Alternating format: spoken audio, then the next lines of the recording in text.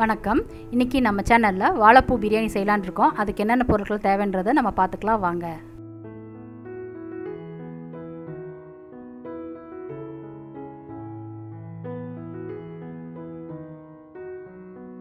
இப்போ நம்ம குக்கரில் 3 ஸ்பூன் நெய் ஊற்றிக்குங்க.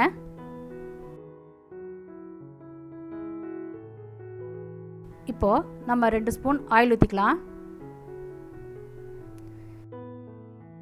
இப்போ நல்லா எண்ணெய் காஞ்ச உடனே நம்ம எடுத்து வச்சுருக்க பட்டை, கிராம்பு, ஏலக்காய், மராட்டி முக்கு இதெல்லாம் சேர்த்து நல்லா பொரிச்சுக்கலாம்.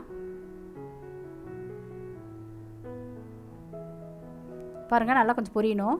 இப்போ நம்ம 4 பச்சை மிளகாய் சேர்த்திக்குங்க.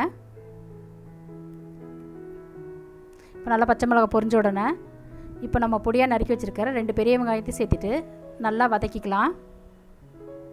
கொஞ்சம் செவந்து வதக்கணும். நம்ம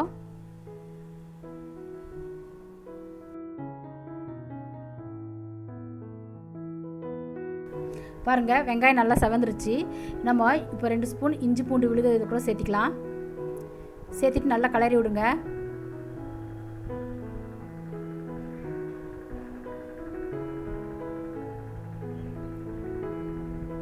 பாருங்கள், இப்போ வாழைப்பூ இருக்குது. நம்ம இந்த சைஸில் போட்டோம்னா குழந்தைங்களாம் எடுத்து வச்சுருவாங்க. அதுக்காக நான் பொடி பொடியாக நறுக்கியிருக்கேன். இந்த வாழைப்பூவை இது கூட நம்ம சேர்த்திக்கலாம். நம்ம பொடியாக நறுக்கிறதுனால குழந்தைங்களால எடுத்து வைக்க முடியாது. இது ஈஸியாக சாப்பிட்டுக்க முடியும். இப்போ 1/4 ஸ்பூன் மஞ்சள்தூள் சேர்த்திக்குங்க.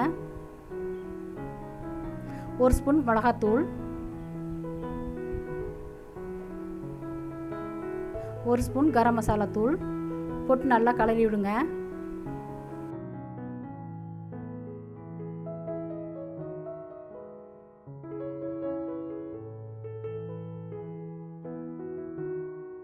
பாருங்கள், இப்போ வாழைப்பூ நல்லா வதங்கிருச்சு.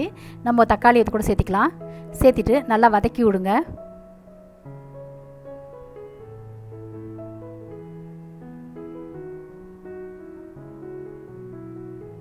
பாருங்கள், தக்காளி நல்லா வதங்கிருச்சு. இப்போ நம்ம பொடியாக நறுக்கி வச்சுருக்க கொத்தமல்லியும் புதினாவும் இது கூட சேர்த்திக்கலாம்.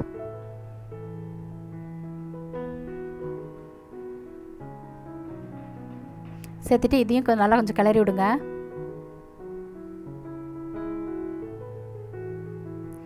இப்போ நம்ம 3 கப் அரிசி எடுத்துருக்கோம். இப்போ இது கூட சேர்த்திக்குங்க.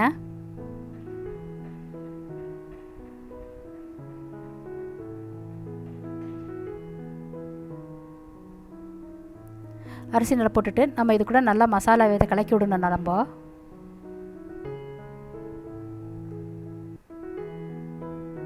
இப்போது 6 கிளாஸ் தண்ணி ஊற்றிக்குங்க.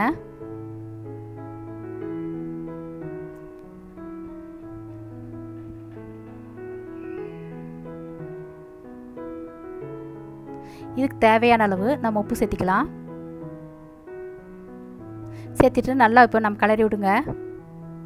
நல்லா கலக்கி விடுங்க. உப்பு நல்லா கரையணும். இப்போ இது மூடி போட்டு நம்ம ஒரு 3 விசில் வரையும் வச்சுக்கலாம். பாருங்கள், குக்கர் விசில் ஆறிடுச்சு. நம்ம குக்கர் ஓப்பன் பண்ணிக்கலாம். பாருங்கள், இப்போ பிரியாணி ரெடி ஆயிடுச்சு.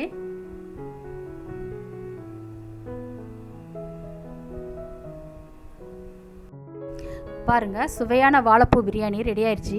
இந்த வாழைப்பூ பிரியாணியை நீங்களும் உங்கள் வீட்டில் செஞ்சு பாருங்கள். செஞ்சு பார்த்துட்டு உங்களுக்கு பிடிச்சிருந்தா உங்கள் ஃபீட்பேக்ஸை எங்கள் கமெண்ட் செக்ஷனில் பதிவு பண்ணுங்கள். இந்த ரெசிபி பிடிச்சிருந்தா உங்கள் ஃப்ரெண்ட்ஸுக்கும் ஃபேமிலிக்கும் இந்த வீடியோவை ஷேர் பண்ணுங்கள்.